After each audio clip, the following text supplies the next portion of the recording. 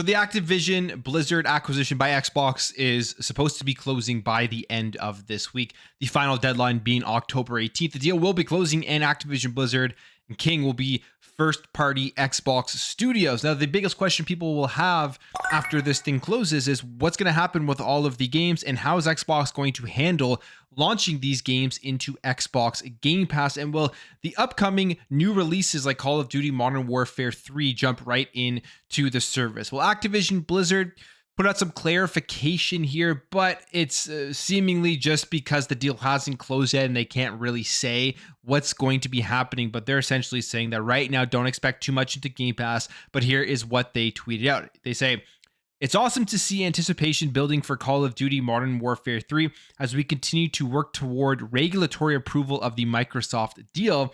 We've been getting some questions on whether our upcoming and recently launched games will be available via Game Pass. While we do not have plans to put Modern Warfare 3 or Diablo 4 into Game Pass this year, once the deal closes, we expect to start working with Xbox to bring our titles to more players around the world. And we anticipate that we would begin adding games into Game Pass sometime in the course of the next year." So that's their statement right now. And if you just remember, with all of these deals in terms of what Xbox is going to do with the games, nobody could really officially comment on what the course forward was until the deal did close. And as of right now, they're not going to show their cards when it does come to Xbox Game Pass. Now, I won't be surprised if games like Modern Warfare 3 don't end up in the service this year for, a couple of reasons. As of right now, they really want people going out there and still pre-ordering and purchasing the game at full price. They don't want people swayed by maybe the hope that the game is going to be landing into the Xbox Game Pass service. But we have seen many things occurring over the last month or so, or a couple of months, where it's really pointing towards there's going to be a pretty massive drop of games coming into Xbox Game Pass, specifically with some older titles and some back catalog titles and some older Call of Duties. And the things that have happened is they've been updating these servers. People have been playing the old Call of Duties via multiplayer. We've seen messages accidentally pop up where people have been looking at these old Call of Duty games in the Microsoft Store. And I guess they preloaded the message for some people too early, where it says this game will be available with your Xbox Game Pass subscription. So all of these things are pointing towards the fact there will be a good amount of games coming to Game Pass probably relatively soon after the Activision Blizzard deal does close. And Windows Central themselves actually said from their sources, this is kind of what they are hearing. They say here, there are dozens of games Microsoft and Activision could potentially include in Xbox Game Pass as a part of this acquisition. Despite this statement, which was the tweet I just read, and per our own sources, we expect to see a ton of new games hit Xbox Game Pass the very minute the deal is finalized. They go on here to mention the revived Xbox 360 servers for the classic Call of Duty games. And as somebody who actually went out and purchased all those games when they revived the series, because they cut them down to like $5 for each game, so it was very cheap. It was a ton of fun jumping in there and just reliving those old days of Call of Duty when I thought the series was at its best and when it was in its prime. They also say here, the obvious assumption there is that Microsoft could be looking to include classic Call of Duty games into the service initially, and Microsoft may be exploring the impacts on user behavior potentially before disrupting the premium Call of Duty machine. And on top of Call of Duty, they are talking and looking at other games here like Spyro, StarCraft, and all of these other games within the back catalog that potentially could be coming into the service. They have so many of them. The Tony Hawk games, like there's tons. You have tons of great games, third-person action adventure games, skateboarding games, like I said, with Tony Hawk, platform games, first-person shooters. There's just so many in the Activision catalog that they could reach into their pockets and bring them back and probably revitalize some of the backwards compatibility stuff that they had to stop because of things like licensing. But now that they own Activision, they're going to be able to bring a lot of that stuff back and hopefully utilize some of the cool stuff that they were doing, like the FPS boost and the auto HDR, which with making some of these older games just look brand new. But I think there will be a big drop of Game Pass games when this deal is finalized. Will the new stuff be in there right away? Probably not, but they're going to be in there sooner rather than later. And then the question will be going into 2024, 2025. Will Call of Duty drop into Game Pass every single year, day one, as just a huge release that people are going to be excited to play. But this tweet here basically just trying to get people, I would say, to lower their expectations right now, because I can't say too much. And it also signifies that the deal is very close to be closing, because there's no way they would be putting out a tweet like this talking about what's going to be happening when they are part of Xbox if this deal wasn't going to be closing just around the corner. And in terms of the closing of this deal, there was another approval here, and this is from the Taiwan Fair Trade Commission. So this is just another smaller approval before the big closing is going to be happening. And then again, we're going to see everything that Xbox is going to be doing with Activision Blizzard games. Now, Activision Blizzard games aren't the only games that Xbox gamers should be excited about. I mean, this year, 2023 has been phenomenal. And one of those games that has bounced back significantly and actually has been very good for a while now, but everyone's talking about this release here, Season 5, coming up on October 17th, like it's the return of Halo Infinite. But Halo Infinite's been very good for a while. But they announced Season 5, and the game is just getting better. If you're not playing Halo Infinite, if you're a Halo fan, you're missing out, because Halo Infinite is very, very good. And this is what's coming in Season 5, Reckoning, again, launching October 17th. Game mode extraction, if you remember extraction from the Halo 4 multiplayer, it's going to be that, but they're saying reimagined. So we'll see how that all works out. There's going to be 2 new arena maps. There's going to be flood-themed customization, which actually look pretty good with armor, with weapons, and it's bringing hope here. Maybe we will see some more stuff in the future of Halo Infinite that includes the flood. I would love to see some DLC for the single player campaign with the flood. Just give us some more single player content at some point in the future. That's all I'm asking here, because they've done a great job of bringing back the multiplayer stuff. There's going to be a free 20-tier battle pass. There will be multi-core helmets.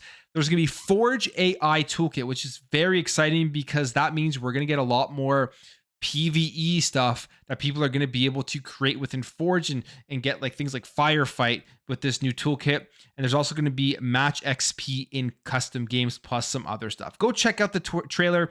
It is coming October 17th. And as somebody who has been playing Halo Infinite now consistently for a while, I took a large gap because there wasn't enough content in there. And I was listening to what people were saying, thinking it was still bad. And then I finally jumped in a while ago, and it's been on my rotation ever since, because the game, like I said multiple times in the segment, is phenomenal. It's very good. And if you are a Halo fan, go play it right now. You will not be disappointed.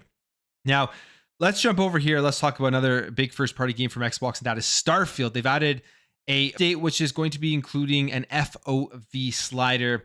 And it's always good to see them bringing out stuff that people do want and just improving the overall state of the game.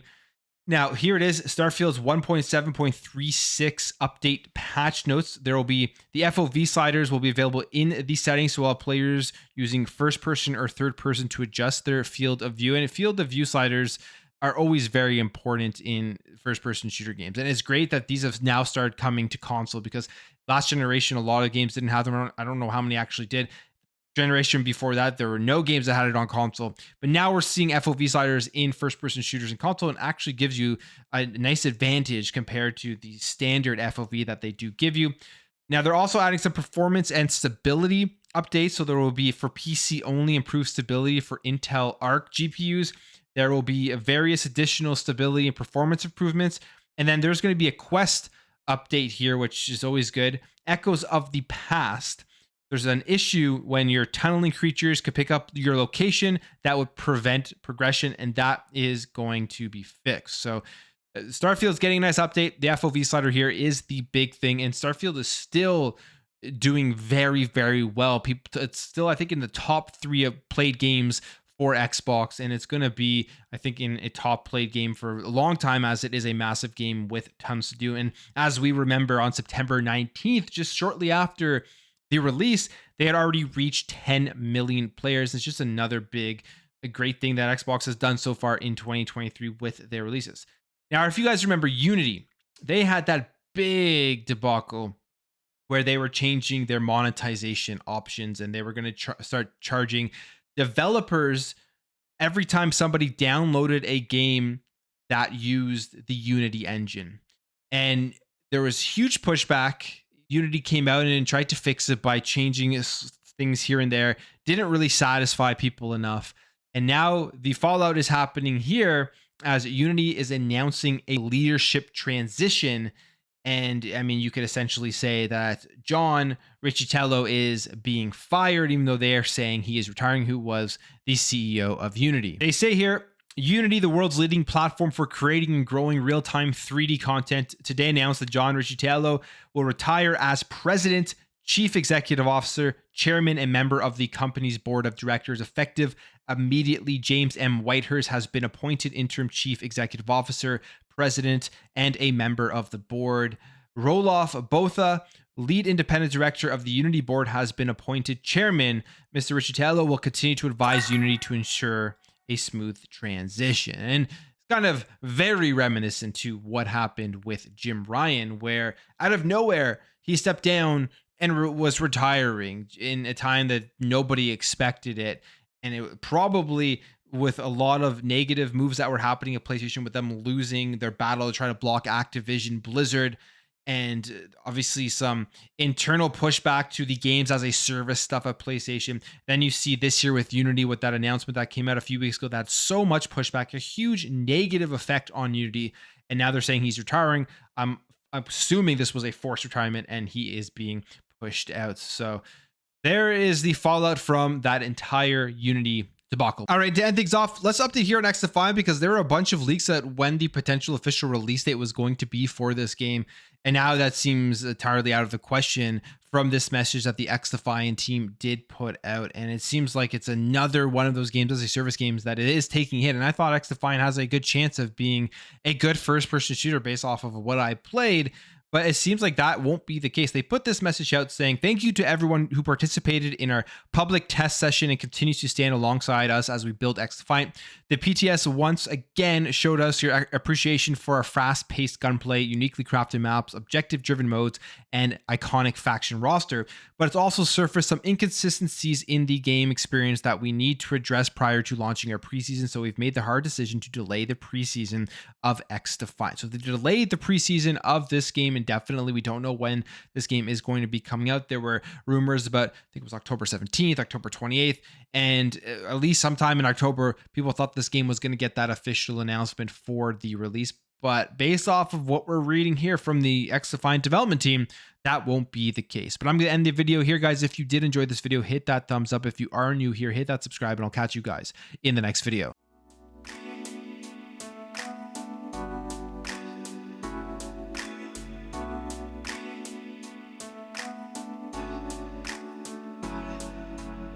We'll be right back.